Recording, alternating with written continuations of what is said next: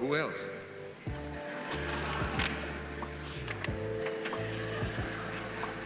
Well, that's it.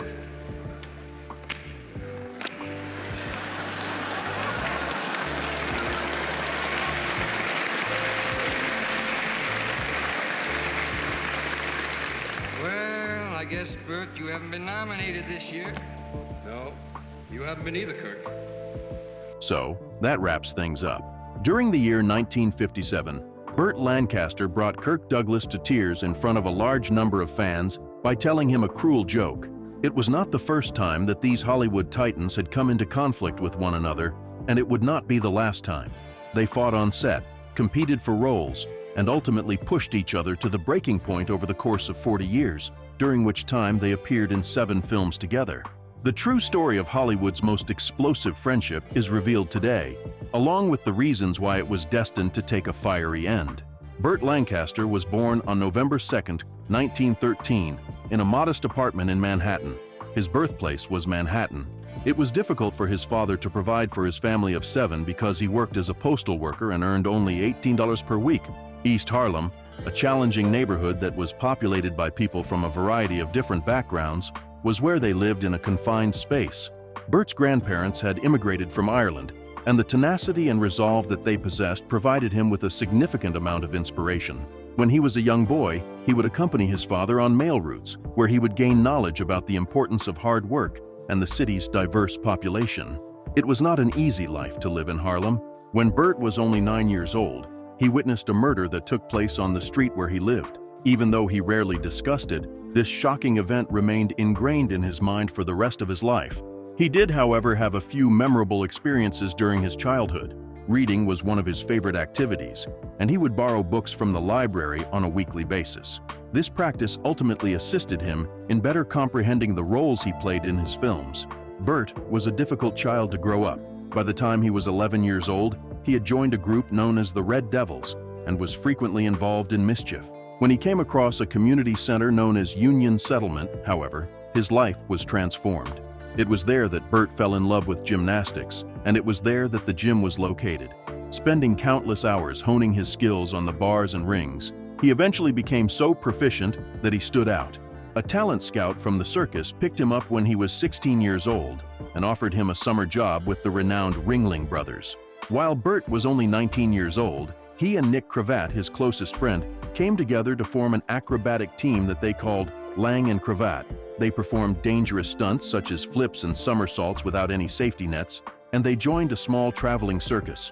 Burt enjoyed the thrill of the adventure, despite the fact that they did not make much money and frequently slept in barns. As a result of their abilities, they were given a position in the large Ringling Brothers circus, where they were able to perform incredible acts while suspended from ropes and bars many feet above the ground.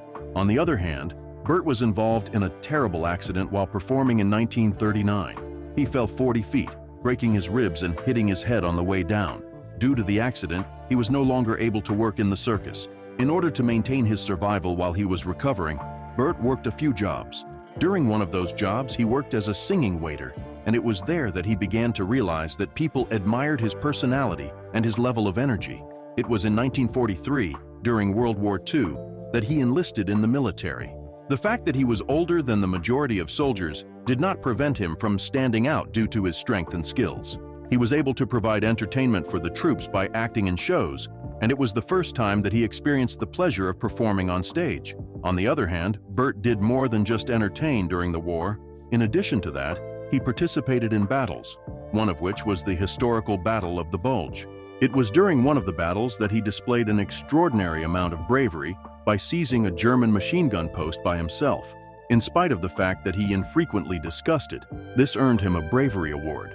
Despite the fact that Burt struggled with memories of the fighting after the war, he was able to use those experiences to his advantage later on when he was making movies about war.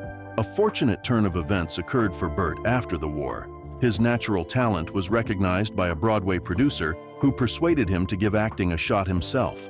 A Sound of Hunting was the first play in which Burt gave his acting debut when he was 32 years old. Burt was discovered by a Hollywood agent named Harold Hecht, who believed that he had potential as a future actor. During the time that Universal Studios was looking for an undiscovered actor to play the killers, Hecht arranged for Burt to audition. The audition was a bad experience. Because he had no prior experience in acting, Burt was stiff and uncomfortable. On the other hand, the producer, Mark Hellinger, recognized something exceptional in Burt. In his statement to the studio, he stated, "I don't care if he can act. He is the one who has it." Burt was cast in the role, and when the film was released, audiences were thoroughly impressed by his performance. His character, Swede, was a tough but tragic boxer, and he played the role beautifully. In spite of the fact that Burt had no formal training, he possessed an unfiltered intensity that ended up winning people over. The movie was a huge financial success, and Burt rose to fame almost immediately after its release.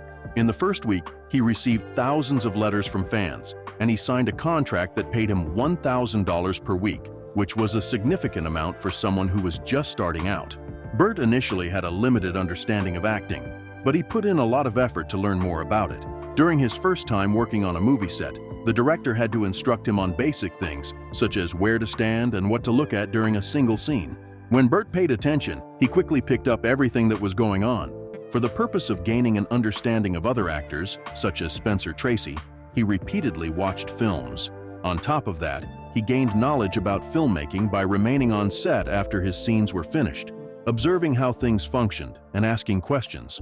His comprehension of the procedure improved to the point where he began assisting in the production of his own films as time went on. Burt possessed a straightforward style, in contrast to other actors who were more concerned with evoking profound feelings or utilizing intricate techniques. He gave some thought to what the scene required, and then he utilized his voice and body to deliver the desired effect. He didn't give it too much thought, which was one of the things that set him apart. The fact that he was able to play a wide variety of roles was the foundation under which his rise began. In the film The Crimson Pirate, which was released in 1952, he performed incredible stunts that he had learned from his days as an acrobat in the circus. He climbed ship masts, swung from ropes, and climbed ship masts. His childhood friend, Nick Cravat, who assisted him in making the action scenes feel more real, was even a part of the production. The reason Cravat did not speak in the film was not because he was incapable of doing so, but rather to conceal his thick Brooklyn accent. In addition to being colorful and exciting, the film also made a significant amount of money, which transformed Lancaster into a person that people enjoyed watching. On the other hand, Lancaster did not stop there. After only 1 year in 1953, he presented an entirely different side of himself in the film From Here to Eternity. The role that he played was one of a serious and powerful army sergeant, and it was one that was emotional and profound. In a scene that became so well known that it is still remembered to this day, he kissed Deborah Kerr on the beach while waves were crashing around them.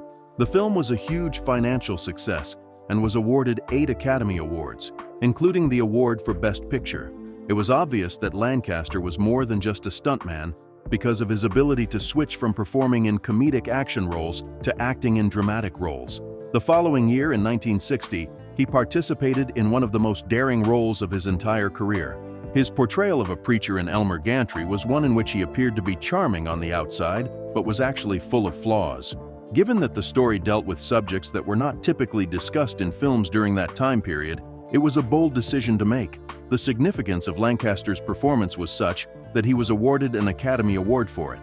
Lancaster was not afraid to take risks, and the movie was a huge financial success, demonstrating that he was not afraid to take risks. However, Lancaster's acting career was not enough for him. By forming his own production company with the assistance of his agent, Harold Hecht, he was able to exercise control over the films on which he worked. Burt wanted to do things his way, despite the fact that the majority of actors at the time were bound by lengthy contracts with studios and had no control over their work. During the 1950s, the company known as Hecht Hill Lancaster was responsible for producing a large number of excellent films. One of their most notable achievements was the small film Marty, which was released in 1955 and went on to win 4 Academy Awards, including the award for Best Picture. There were also other films that dealt with very serious subjects, such as racism and political issues, which was an uncommon occurrence during that time period. The management of the company was not an easy task. It was a problem that certain films, such as The Unforgiven, which was released in 1960, cost an excessive amount of money. In addition, Burt came to the realization that the management of a business was consuming his time away from acting, despite the fact that the company had closed down. However, Burt's work had already brought about a change in Hollywood. Lancaster was one of the most well-known names in Hollywood by the time the 1960s rolled around. Through his performance in the 1962 film Birdman of Alcatraz, in which he played a prisoner who became an expert on birds, he was nominated for another Academy Award. In the same year, he had a starring role in the film Judgment at Nuremberg, in which he displayed his acting skills alongside some of the most well-known actors of the era. He never stopped challenging himself, collaborating with renowned directors, and accepting roles that were difficult for him to play. It is clear that people placed a high value on his talent, because by 1965, he had become one of the highest-paid actors in the world. The career of Burt Lancaster was not solely focused on his ability to perform as an actor. He was not only intelligent, but also courageous and open to trying new things. Whether he was portraying a pirate, a soldier, or a flawed preacher, he had the ability to convince you to believe each and every one of them. He was also instrumental in bringing about a change in the production of films, demonstrating that inventiveness and bravery could triumph over large budgets. The story of his life is one of perseverance, talent, and the kind of hard work that makes a star truly unforgettable from the very beginning. In 1947, Burt Lancaster and Kirk Douglas collaborated for the first time on a film titled I Walk Alone. This was the project that brought them together. This event marked the beginning of a partnership that would continue together for almost 40 years. Both of the actors were relatively new to the Hollywood business at the time. Before becoming famous for his first film, The Killers, which was released in 1946, Lancaster had previous experience performing as an acrobat in a circus. He was well known for his charisma and his boundless energy. In contrast, Douglas told a different story. As he worked diligently to build his career step by step, he attended acting school in New York. Lancaster's initial reaction to the fact that they were cast together was one of discontent. His assumption was that Douglas would be the one to steal the show. However, the tension between them actually made their performance together even more impressive. Frankie Madison, a character that Lancaster portrayed, is released from prison after serving a sentence of 14 years. In addition to being rough and tough, he displayed profound feelings. One of the characters that Douglas played was Noel Turner, a slick nightclub owner who had betrayed Frankie. Noel was quick-witted and self-assured, and he was always one step ahead of the competition. Their styles were so dissimilar to one another, which contributed to the excitement of their scenes. One particularly powerful scene stood out. The betrayal is brought up in Frankie's confrontation with Noel. During this time, Douglas maintains his composure and sharpness, while Lancaster explodes with anger and pain. To ensure that the scene was flawless, they shot it a total of 19 times. It turned out to be one of the most enjoyable parts of the movie, despite the fact that by the time it was over, they were both completely worn out. When they were not on screen, they were fiercely competitive. They competed with one another in every scene, trying to outdo one another. During a fight scene, Lancaster utilized his acrobatic abilities to suggest difficult stunts for the characters to perform.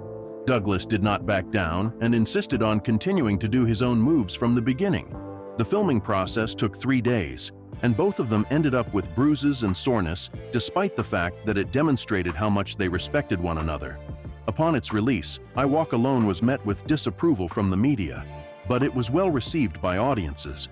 The movie was a huge financial success and demonstrated that both Lancaster and Douglas were stars in their own right. Upon its release on December 31, 1947, I Walk Alone was met with a range of reactions from critics, but audiences positively reacted to the album. The film grossed $2.3 million, which was a significant amount of money for the time period.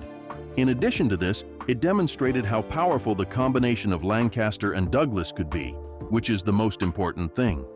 Gunfight at the OK Corral, their subsequent film together, cemented their position as one of the most talented on-screen duos in Hollywood. This film laid the groundwork for their subsequent relationship. As a result of his performance as Wyatt Earp, Burt Lancaster became a famous actor. Since he was tall and powerful, measuring 6 feet 2 inches in height, he was an ideal candidate for the role of a law enforcement officer who was both fearless and serious. Kirk Douglas, who played Doc Holliday in the film, collaborated with Lancaster on the production of the film. Their partnership was one that will never be forgotten. When compared to Douglas, who was fiery and unpredictable, Lancaster was calm and in control. By working together, they enhanced the impact of each and every scene. When Earp and Holiday did face a room full of cowboys, it was a moment that stood out to me. In the words of Lancaster, "You are free to remain, and you are free to play. But there is one condition. You must not use knives, guns, or kill anyone." Since he was speaking in such a solemn manner, the line became one of the most well-known in the movie. Lancaster even argued behind the scenes about the choice of hat that Wyatt Earp ought to wear. He prevailed in the debate and wore a hat with a flat brim, which later became an integral part of the character's signature appearance. In the course of filming on August 17, 1956, a moment that would go on to become legendary occurred behind the scenes.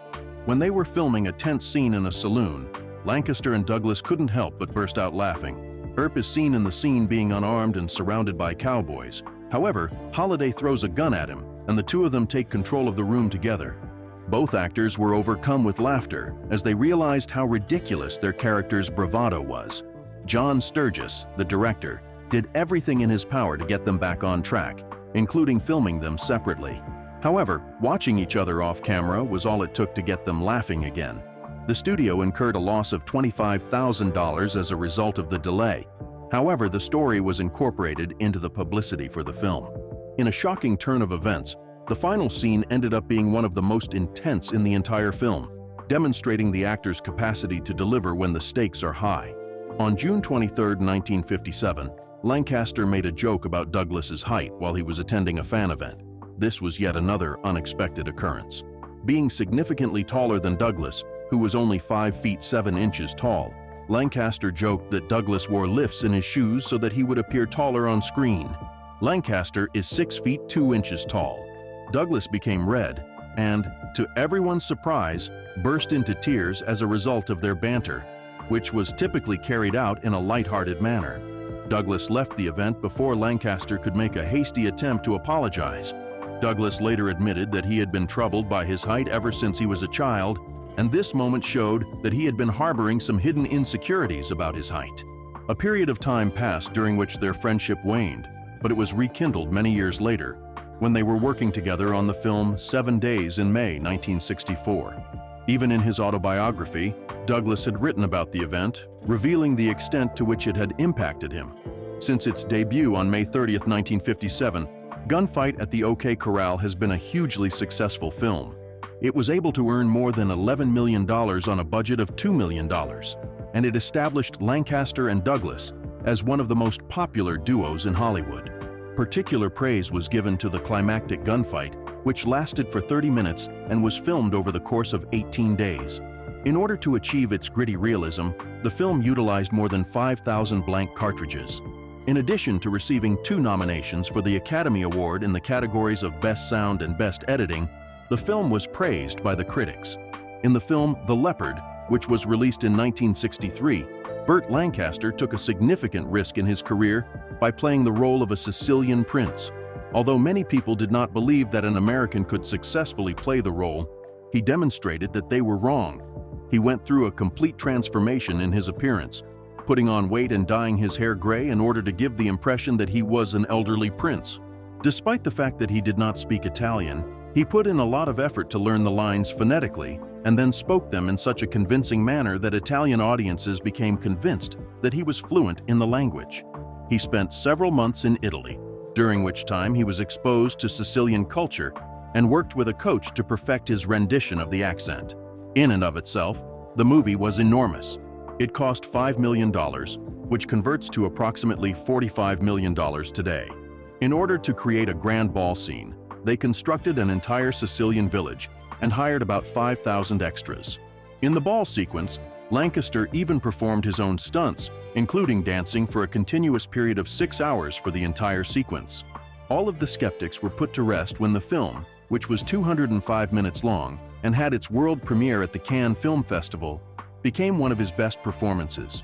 The following year, Lancaster collaborated with Kirk Douglas on the film 7 Days in May, which was released in 1964 and was about a military plot to overthrow the government of the United States. Despite the fact that this was their 7th film together, it was obvious that they had chemistry. Because of the contentious nature of the film's narrative, the Department of Defense rejected the idea of providing assistance. John F. Kennedy, the President of the United States, was a fan of the film because he had read the book that it was drawn from. Throughout his career, Burt Lancaster underwent a series of remarkable transformations, beginning with his beginnings as a leading man and culminating in roles that displayed a greater level of complexity and emotional depth. The work that Lancaster did in films such as Atlantic City, Sweet Smell of Success, and Elmer Gantry cemented his legacy as a fearless and versatile actor. Lancaster is known for his daring performances and his dedication to his craft.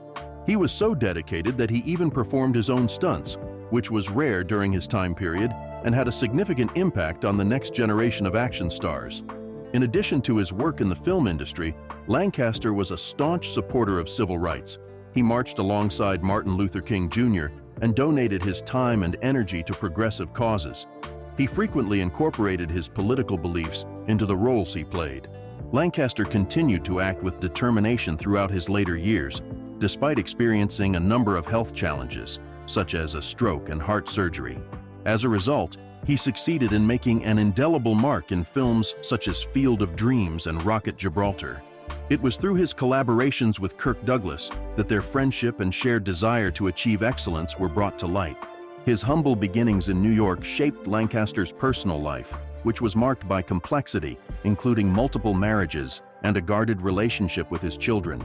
Lancaster's personal life was marked by these kinds of things. Not only was he a charismatic leading man, but he was also an artist who redefined what it meant to be an actor. His influence on Hollywood was significant. The legacy of Burt Lancaster lives on, and he is revered for his talent, his tenacity, and the humanity he brought to the roles on which he appeared.